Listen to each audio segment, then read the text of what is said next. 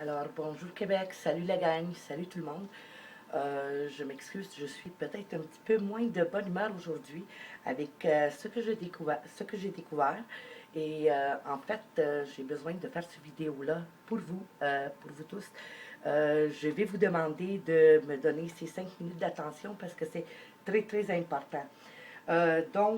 Nous avons eu en date du 21 février une rencontre de la délégation du gouvernement canadien avec le lobby islamiste NCCM, Kahir Khan, et le Islamic Relief et Arun Bouazi. C'est le monsieur qui a passé à JE en tant qu'expert contre la radicalisation. En fait, c'est toute une belle gang de personnages. Ce que je peux vous dire, c'est que c'est toutes des personnes euh, c'est toutes des personnes musulmanes, donc les membres du Parlement et tous ceux qui ont été racontés. Donc vous avez le directeur des communications de Montréal, Silk Road Institute, Communication Director NCCM, Kair Khan, Doctoral Student Laval University, Liberate MP Aaron Mills. Voyez-vous, c'est toutes des personnes, en fait, qui sont dans le Parlement, qui ont été rentrées dans notre Parlement et qui sont en position aujourd'hui d'écrire nos lois. Mes chers amis du Québec, du Canada, parce que je vais le faire le vidéo en anglais évidemment, nous avons le renard qui est dans le poulailler. Mais pas seulement il est dans le poulailler, mais en plus il dicte la législature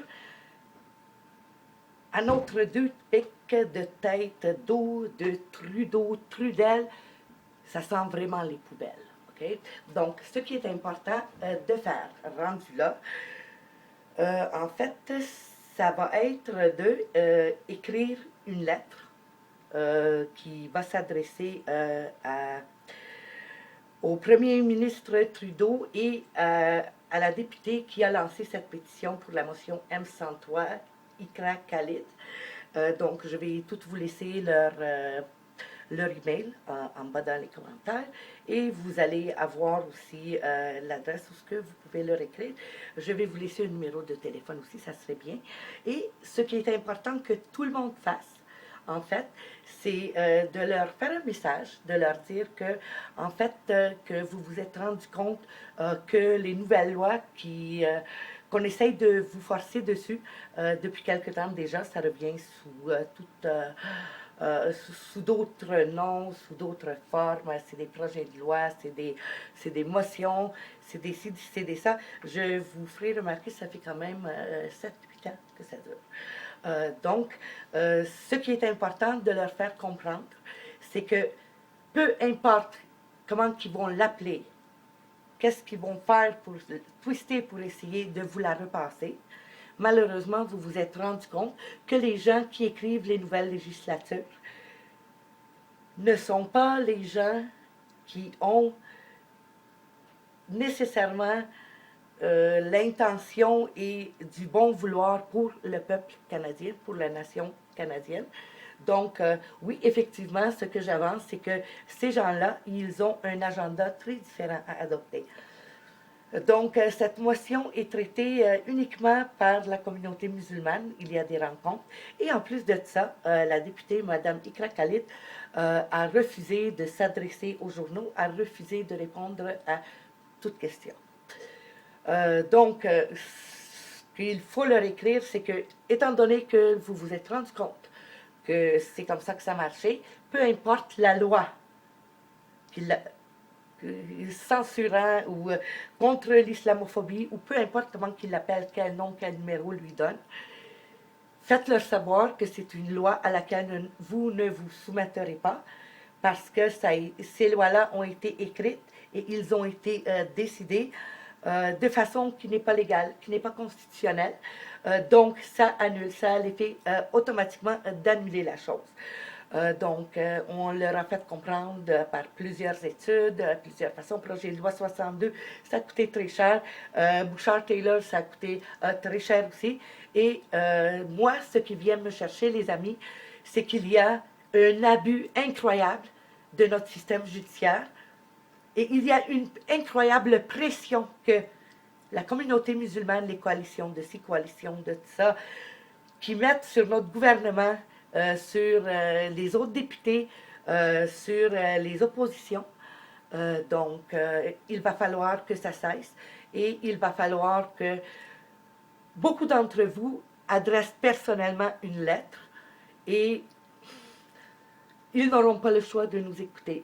Voyez-vous, quelques-uns de nous, ils l'ont déjà fait et la secrétaire de notre Trudel, la grosse poubelle, envoie des réceptions, des accusés de réception et elle s'engage à ce que le message soit transmis à la Trudel et à sa belle équipe de rats. Okay? Donc, il y a aussi une autre chose qui s'en vient parce qu'ils le savent bien et je vous le garantis que cette motion M103 ne passera pas. C'est trop boiteux, c'est trop boitant. Il refuse d'enlever le terme islamophobie. Par contre, il refuse aussi de le définir. Donc, ça pue la merde et quand c'est brun et que ça sent la merde et qu'il y a des bouches dessus, ben normalement, les amis, on le sait toutes, c'est de la grosse merde. OK? Puis eux autres aussi, ils le savent. Tout ça pour vous dire qu'il y a déjà une autre pétition qui suit dans la possibilité où ce que cette motion-là passe pas et elle ne passera pas. Et je vais vous dire, je me rappelle pas par cœur c'est quoi le numéro de la motion. Par contre, je vais la trouver, mais je vais vous dire en quoi ça consiste. En fait, c'est un autre député du Parlement à Trudel, la grosse poubelle, bien évidemment, membre de la communauté musulmane. Cette fois-ci, nous avons affaire à un homme. Et cette demande-là nous est présentée comme en notre honneur, comme si ça serait un avantage pour nous. Moi, j'ai eu affaire dans le système judiciaire pour mon frère aussi, pour la garde de mon gars. En fait, en tout et partout, j'ai été là-dedans à peu près 5 ans. Donc, que ce soit du civil, de l'administratif, du criminel, je sais m'arranger. Je sais de quoi je parle. Qu'est-ce qu'on demande avec cette pétition-là? C'est en fait, on essaye de toucher à notre droit criminel, c'est-à-dire le droit qui couvre tout ce qui est crime, criminal law, d'accord? Pour contrer cette pétition-là, l'objection la plus forte que nous avions, c'était qu'en effet, le blasphème et pas l'ingratitude, mais le dénigrement des religions, c'était déjà quelque chose qui était protégé dans notre code criminel, c'est l'article 295, 296, et c'est un article qui est là depuis 30 ans et qui n'a servi que 2 fois au Canada. Si l'article est encore là et qu'il ne sert pas, c'est pas nécessairement parce qu'il est désuet. Au contraire, c'est parce que cet article-là a fait toute la job qu'il avait à faire. Et de toute façon, il n'a servi que 2 fois. Donc, encore une fois, cette pétition-là demande au Parlement que cette loi, qui est une loi anti-blasphème et désuète, ça fait 30 ans qu'elle est là, et que les autres pays prennent exemple sur notre loi du blasphème, et que ici, nous sommes au Canada, et qu'une telle loi ne doit pas exister, étant donné que ça contrevient à la liberté d'expression. Voyez-vous, ça pue le rat, encore une fois, c'est brun, il y a des mouches par-dessus, ça sent la merde, c'est encore une fois un gros tas de merde. Okay? Qu'est-ce qu'il demande au Parlement? Finalement, c'est d'abolir cet article-là de notre droit criminel. L'abolir, pourquoi? Pour revenir, encore une fois, à la charge avec la même merde de islamophobie que moi, personnellement, je ne reconnais même pas la valeur du mot. Donc, vous savez, les amis, que les mots, ils ont l'influence et le pouvoir sur vous toujours par rapport à l'importance que vous leur donnez. Donc, il faut comprendre ici la terminologie. C'est très, très documenté aussi que ce mot-là a été mis en place dès 1967. Et en fait, c'était prévu justement pour réduire les sociétés occidentales au silence en se servant de leur loi constitutionnelle qui est à peu près semblable à chacun des pays. Et Ainsi, ben, ils peuvent défaire le pays, défaire les nations et tout défaire ce que l'Occident a construit de bon par infiltration. Donc, bien entendu, je suis pas mal convaincue que suite à cette motion, qui est entendue bientôt d'ailleurs, euh, suite à cette motion, il va y avoir l'introduction, une nouvelle tentative, je le sais, et moi, ce qui vient me chercher, les amis, comme je vous l'ai dit, c'est vraiment l'abus, c'est vraiment l'abus, la pression, c'est la constance. Donc, il va falloir se garnir de patience. Moi, j'en ai beaucoup à revendre. J'ai déjà eu affaire à des juristes, à des juges, à des avocats, à des policiers, à des... Regardez, il n'y a pas grand-chose qui peut me toucher et ça l'en prend beaucoup et il faut vraiment toucher les deux, trois petits points qui me sont sensibles, qui peuvent venir me chercher parce qu'autrement, en tout cas, jusqu'à date, à l'âge que j'ai toujours été la plus chanceuse, il faut croire. Donc, il va falloir contrer cette motion-là. Donc, il ne faut pas que l'article 295, 296 disparaissent de notre code criminel. C'est les articles, justement, qui couvrent le blasphème, donc qui interdisent le blasphème, et il n'y a aucune religion qui, qui est mentionnée en particulier. Donc, comme vous pouvez comprendre de tout ça, c'est qu'on cherche absolument à accaparer un statut supérieur à l'islam. Donc, peut-être que je dis les choses d'une façon que les autres ne le disent pas. Peut-être des fois ça sort mal, excusez-moi. Je parle quand même cette langue. Des fois, je pense dans une autre langue, puis je traduis, puis j'ai plein d'autres choses dans la tête. Donc, des fois, je suis pensive, mais je suis là avec vous, je me suis. Surtout, c'est ça qui est important. Donc, c'est important que d'empêcher à ce que cet article-là disparaisse de notre code criminel. Et là-dessus, il faut encore une fois écrire aux députés, je vais aller pêcher ces coordonnées, écrire aux députés qui présentent cette motion-là. Et évidemment, je ne sais pas s'ils nous prennent pour des cons, mais pour moi, là, ça fait 8 ans que tu essaies de me forcer en bas dans ma gorge ta calice d'islamophobie. Je m'excuse pour les paroles, oui, ça m'arrive de sacrer des fois. Et maintenant, tout d'un coup, tu t'es reviré de bord et tout d'un coup, tu as des bonnes intentions pour moi. Donc, c'est pas de l'islamophobie, c'est juste un doute normal. Et je pense que vraiment, il prenait, le peuple ici, il nous prenait pour des cons, pour des deux de pique, parce qu'ils se permettent des choses comme ça. Et franchement, en ce qui a trait à moi, c'est pire que me donner une claque, ça insulte mon intelligence. Donc, moi, c'est sûr et certain que il va avoir un message assez clair.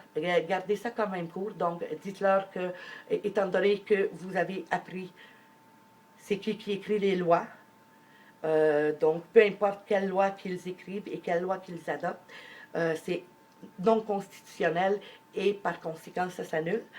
C'est pas la législature qu'on essaye de nous imposer n'est pas faite dans les règles de l'ordre. Donc, c'est le clan musulman qui l'écrit, qui le compose, qui le présente. Et après ça, nous avons les partis d'opposition qui pédalent comme des cons. Donc, tout ce jeu-là, il faut que ça suffise. L'islamophobie, ça existe si vous le permettez que ça existe. Sinon, ben, ça veut dire que vous êtes des gens normaux. D'accord? Donc, les mots, le poids qu'ils ont, c'est l'importance que vous leur donnez. D'accord? Ce qui est important de savoir c'est à quoi que ça sert. Et vous verrez que quand vous le comprenez, bien, ça va vous couler sur le dos comme l'eau sur le plume d'un canard. Donc, il faut juste rester réveillé, il faut rester très patient et il faut s'opposer avec autant de constance qu'on essaye de nous imposer certaines affaires. Il faut rester poli, bien évidemment. Bien évidemment, vous savez que lorsque c'est un député et qu'il travaille au Parlement, il travaille pour vous. Donc, Pareil comme vous vous permettez avec Trudeau ou Couillard, vous pouvez vous permettre de les insulter puis dire ça ne fait pas votre affaire et que vous ne reconnaissez pas leur autorité par-dessus vous. Moi, c'est comme ça que je leur ai dit. Je ne reconnais pas l'autorité de votre terme islamophobie. Il va falloir qu'on en débatte si on veut arriver à quelque chose avec moi. Et deuxièmement, la façon que la législature s'écrit et la façon que ça se gère, c'est pas normal. Donc, je ne reconnais pas la supériorité de la communauté musulmane par-dessus la Constitution canadienne, la Charte des droits et libertés et ma personne. Donc, là-dessus, je vous aime tous et sérieux, il faut que tout le monde prenne le temps d'écrire au moins la lettre. Et votre famille, vos amis, vos enfants, tout le monde, faut qu'il en écrive une. C'est le temps, c'est le temps, c'est le temps. Let's go, les amis. Il nous reste jusqu'au 4 avril. Je vous aime tous fort. Et José, il faut qu'on se jase. Je t'aime, ma belle, puis on va réussir. Je te le jure.